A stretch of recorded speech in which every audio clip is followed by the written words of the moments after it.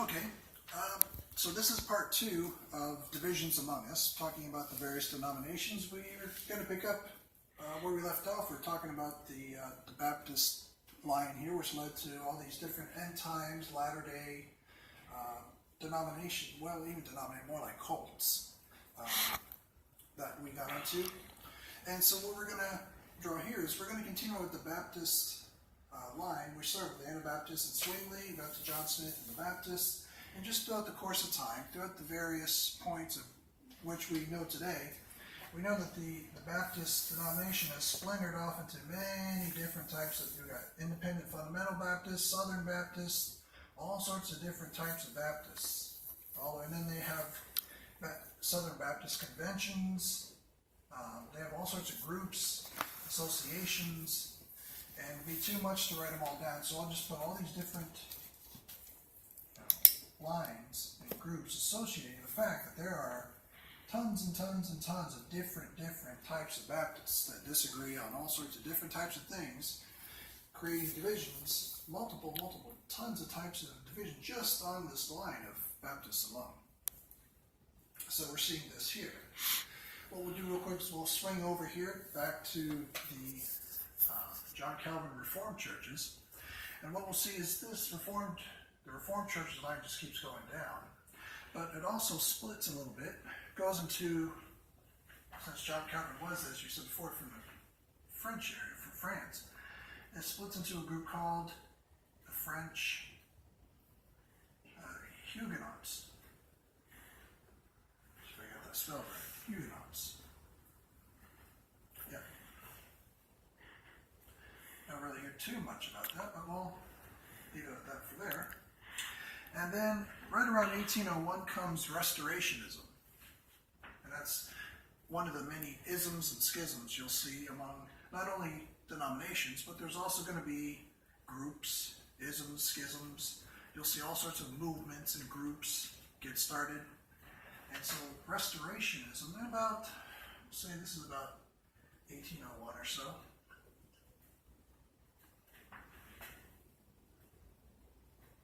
Restorationism comes about, and that's going to be done through Campbell, a man with the last name Campbell. And we'll get more into him later, because he's going to play a part in creating another denomination. And so we're seeing this kind of flow through here. Our French Huguenots, our Reformed churches, our Presbyterians. And so we're seeing this play out pretty much through here. We'll go back to our Anglicans here. We've got Cranmer fine-tuning everything. And what will happen is let me see, we'll just draw our line coming down. There's going to be a lot happening here. So in about 1592, put that here, will come 92.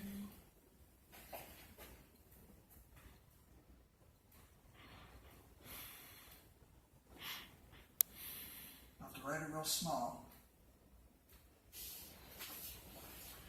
But it comes from Cranmer's, from Henry VIII to Cranmer, and the Anglican Church comes to Congregationalists. And pretty much what they're teaching here is Robert Brown is regarded as the founder, and it's pretty much teaching that each congregation can determine their own affairs. We don't need Henry VIII. We don't need England. Each congregation can start their own, can handle their own affairs without going to the King of England saying, can we do this, can we do that, can we handle this? Cranmer is fine-tuning it all for the king, but now they want to separate, split, have divisions among them again, and they call themselves Congregationalists. And so we see that there. What will happen then is there'll be yet further splits, and in 1620,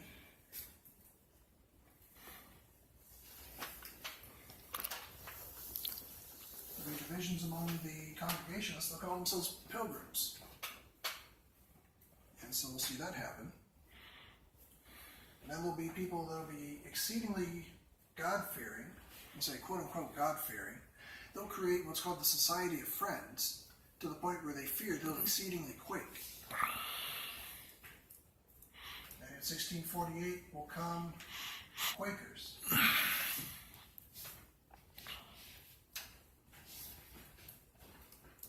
So we see that happen here.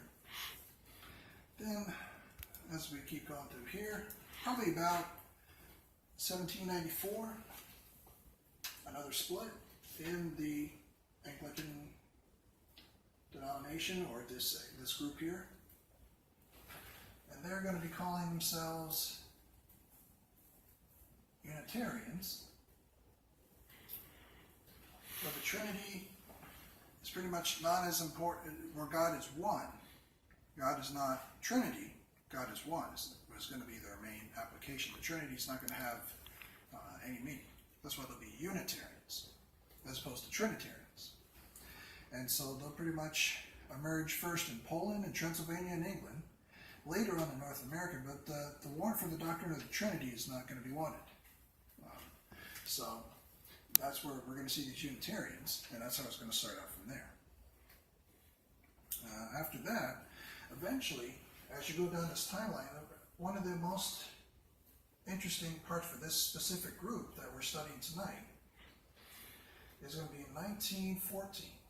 So we'll move it to about here.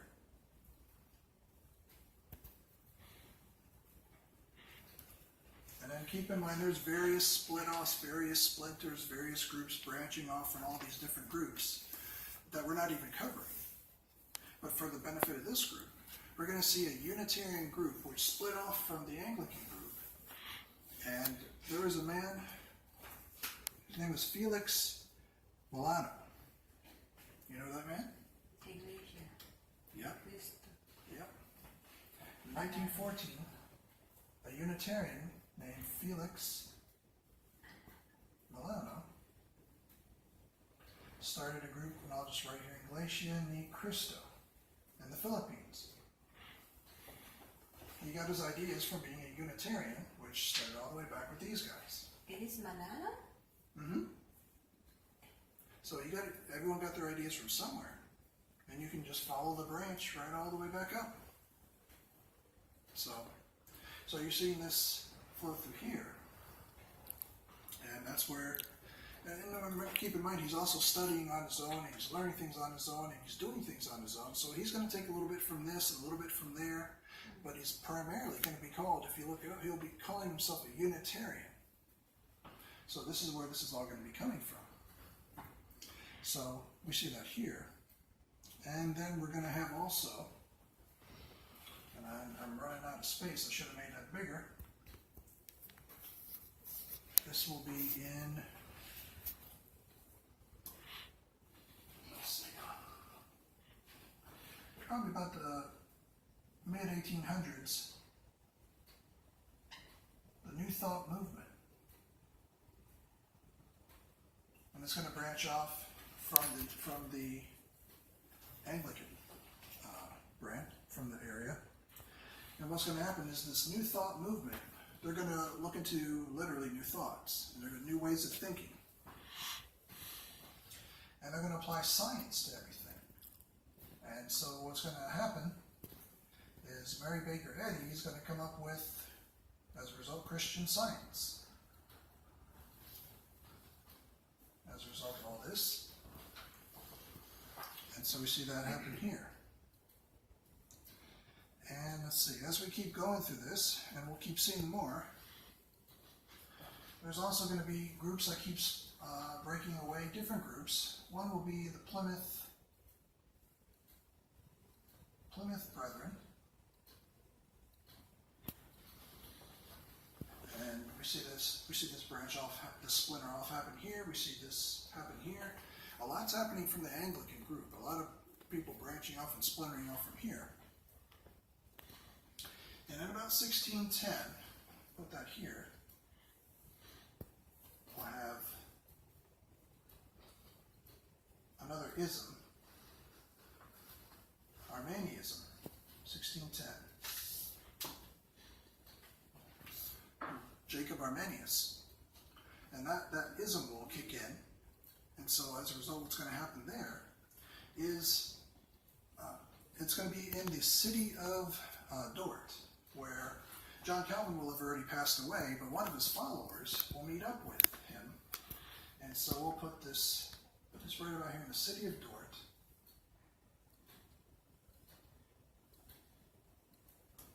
Where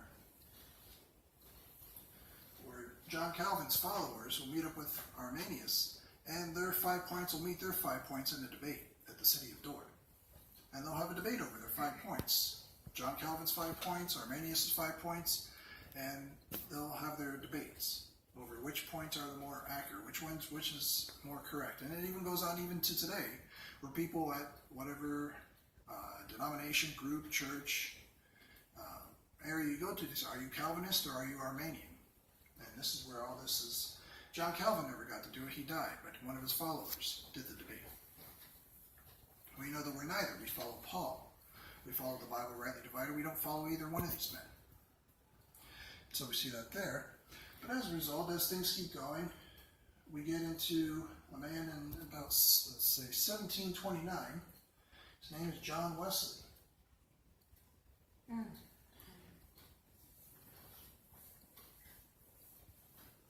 As a result from this branch off here.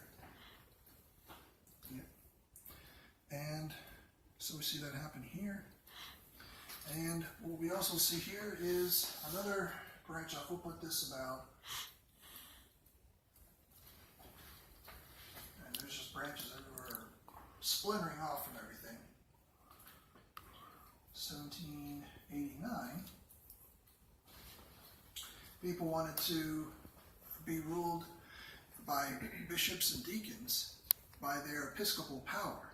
And when they're ruled by that, that's the power with which they rule. They call it the episcopal power. They don't want to be ruled necessarily by the presbytery. They want to be ruled by the bishops and deacons and via their episcopal power. So they call themselves, starting in 18th century, Episcopalians. I'm slaughtering that spelling. You see that? Episcopalians.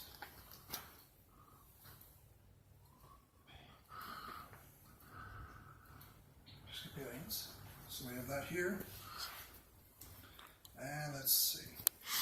So we have that here. That's going to go through here.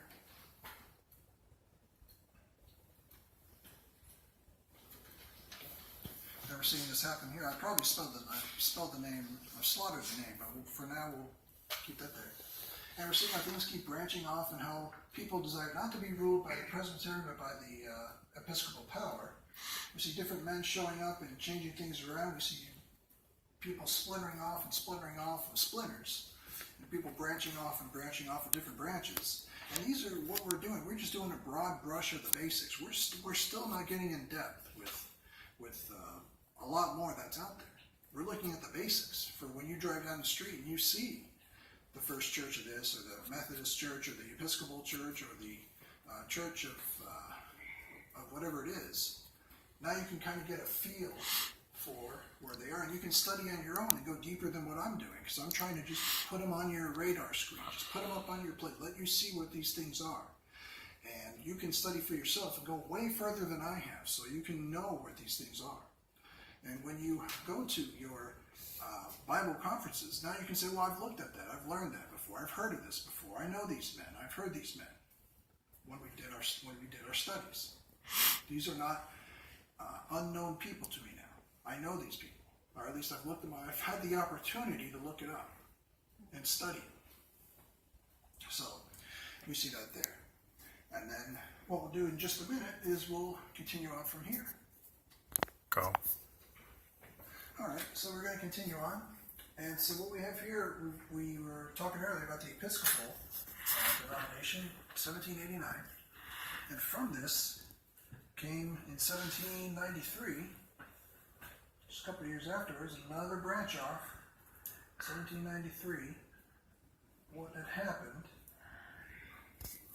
was, I'll write it in just a minute, was actually from this Restorationism, or Campbell, Campbell actually jumped over some denominational lines, so a group, because it's always just a little pocket, a little group of people, came over and said, we need to help you guys. Or actually a splinter from here and a splinter from here. So we need to really get back in line with starting up the true Church of Christ. So from this comes the Church of Christ denomination.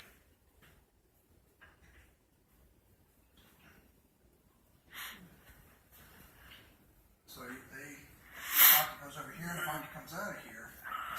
1793 is the Church of Christ denomination. So they're always saying that we're the one true, we're getting back to the one true church. And actually, you'll see everyone say we need to get back to the one true church, we need to get back to it. And in one way, shape, or form, they all disagree on how they're going to get back to it. So we see this here, 1793,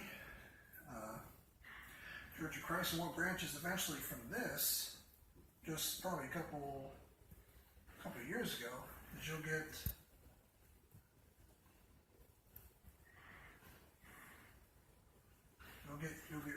Willow Creek Megachurch out of that. Eventually, they'll branch off and they'll start their own group and they'll start their own megachurch. And you'll get Willow Creek out of there. So, well, let me clear these arrows for now. Maybe I'll just make one good line there. So getting back to John Wesley, he started everything off. He started a holy club at Oxford. He was at Oxford, and he started up what was called a holy club. And he said, well, let's he and his brother said, let's start up a holy club. And so what he did was he started something up called, his group was called initially the Wesleyans. It came to be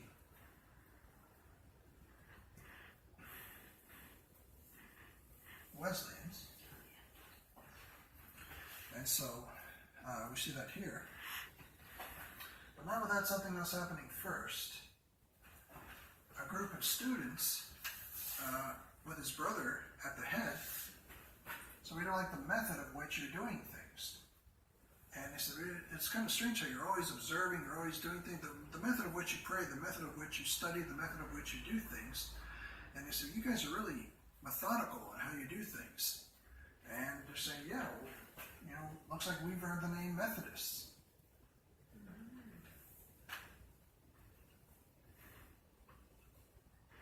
So that became the Methodists.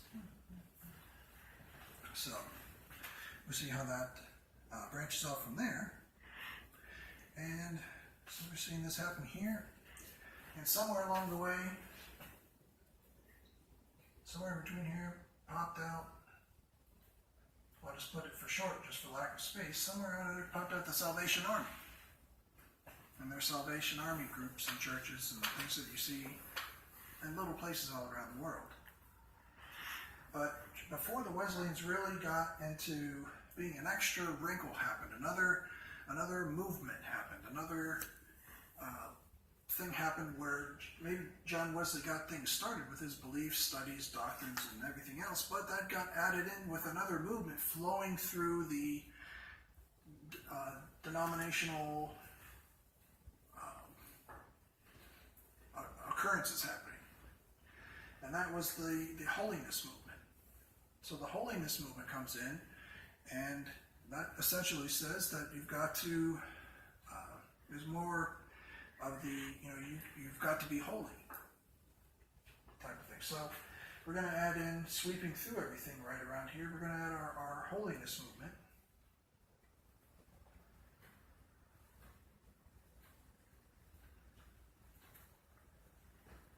We're going to put it right smack in the middle of all this.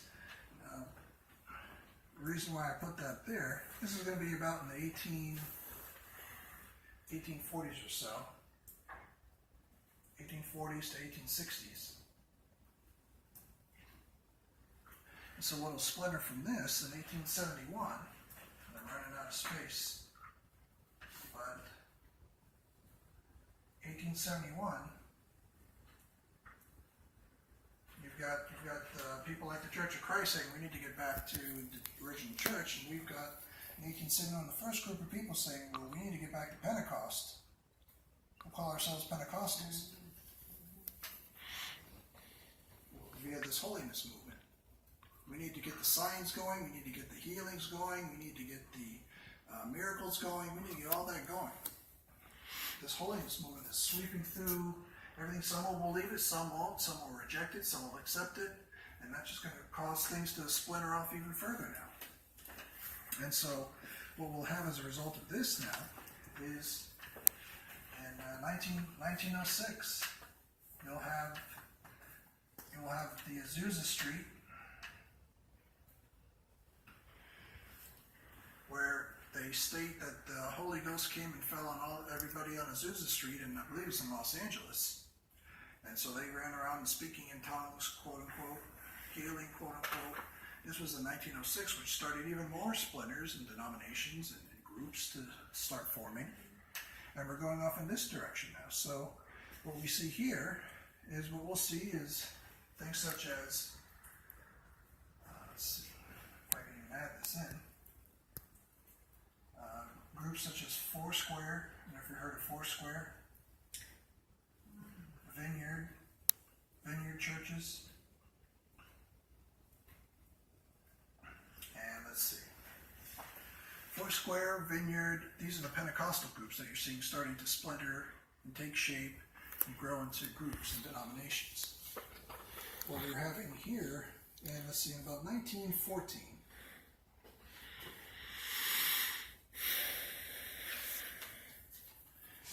different people from different groups meet up. From Foursquare, from Vineyard, from all these different holiness movement churches. And so let's meet up in assemblies. And let's start meeting up and talking about how we can get back to the church and with the holiness movement. And as different members of different groups, we need to get back and have assemblies so we can do that which is right for God, according to signs and wonders and everything else, and we'll just call ourselves the Assemblies of God. And so again, we've got another group, Assemblies of God. So we've got this going off in this direction. So we see this happening all through here, and I mean that's just not. There's just never ending with this. You can have the Church of the Nazarene. You can have all sorts of different Pentecostal churches going on here. And so we'll see that happen as it continues on. And we see this occur here. So, and we'll keep going in just a moment as we keep looking at all the different. All right, so what we're seeing here as we're kind of closing up on everything, we'll see that to put on some touching points, some final points. We're seeing the Episcopalians, since then they've probably got a couple splits going in this direction. The Methodists, they've actually got some denominational splits, and they call themselves Methodist Episcopal, Methodist Episcopal North and South, and African Methodist Episcopal. So we've got some in the Methodists, they're over here. We got some splits in the Methodist movement now going this way. Pentecostals, splits, divisions. I can't even tell you where to start with them, but we're going to put a million different splits going in many different directions when it comes to Pentecostals. How they believe in tongues only, Jesus only, 3 in 1, no 3 in 1, signs, wonders, no signs and wonders. We're doing this, but we're not doing that. So I'm going to put about a million splits on the Pentecostals. And we pretty much have this wrapped up as a general basis. Now, if you're watching this and you're saying, well, you missed my denomination, you missed me by a mile, I have no doubt of that, because currently, right now, there's a grand total of 43,000 denominations and growing. So by the time, there's probably since the time we started doing this study tonight, there's probably one that just happened. So I don't doubt that I missed all the denominations. I wouldn't doubt it by a long shot.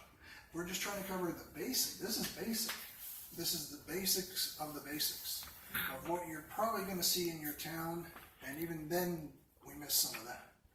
But it's meant to just give you a broad guideline so you can look at that and say, well, I remember seeing that. And I can go look this up. I can go learn more about this, and I can understand this so that I'm not blind to the truth of this. And this all went back to the Great Schism of 1054. Now that doesn't mean some Roman Catholics will say, well, you got all that from us. So, no, you didn't get that. We're not all from Roman Catholicism.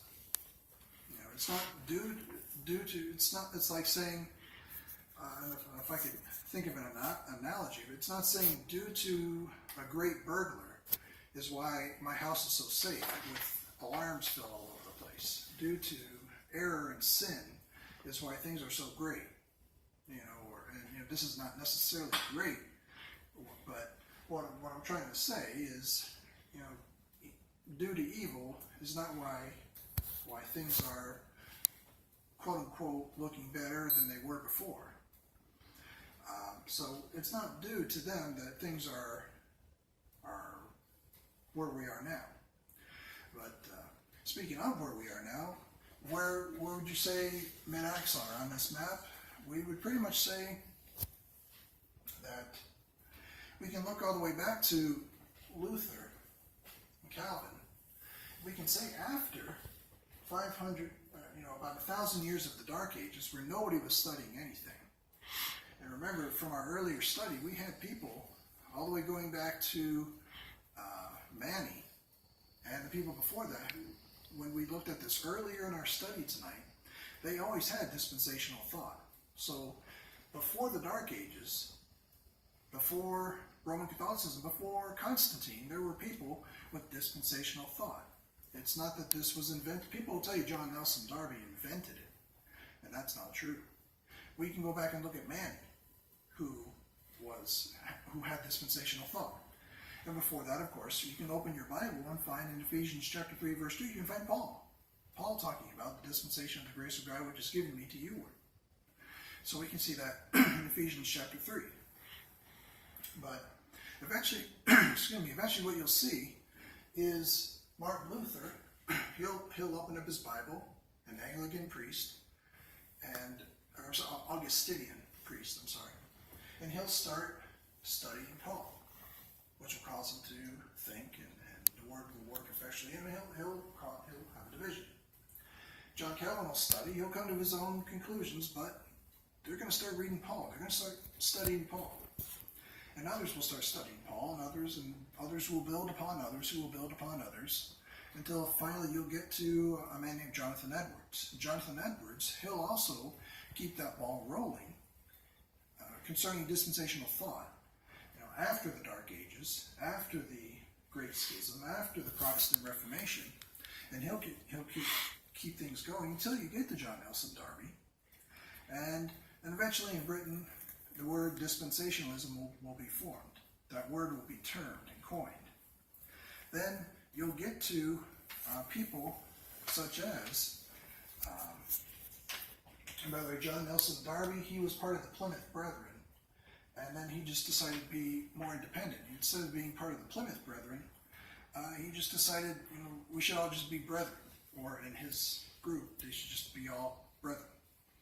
And so he went more for independent, taking the Bible literally, studying the Bible literally, rather than spiritually, and anything can mean anything, and everything should mean anything. Let's take the Bible literally, and study it literally, and say what it means what it says. So he started there, doing that. And he didn't get everything right, but he at least got things rolling with that. But there was always dispensational thought, even for people before the Dark Ages, way before that. And so then it went on to people such as Bullinger and Sir Robert Anderson. It went on to Schofield, Larkin, and Schaeffer. And it moved on to where we are today, where we're sitting here right now studying the Bible based on the efforts of men who came before. And they took the Bible and they went more and more literal with it and decided to fine-tune what other men studied before them. And pretty much this is where we are today, studying the Bible rightly divided, learning more and more, trying to dig out from this mess of the Dark Ages. And here we are in 2017, 43,000 denominations later, and we're calling ourselves not a denomination, not a religion. not anything but mid-acts dispensationalism, a position that we take on the Bible, God's word, rightly divided, perfectly preserved. And so this is how we see this as we study divisions among us. And so what we'll do is we'll essentially stop here on our study, and we're seeing that this is where we're at and how we see this. So with that, we'll get a view of the chart, and we'll stop there.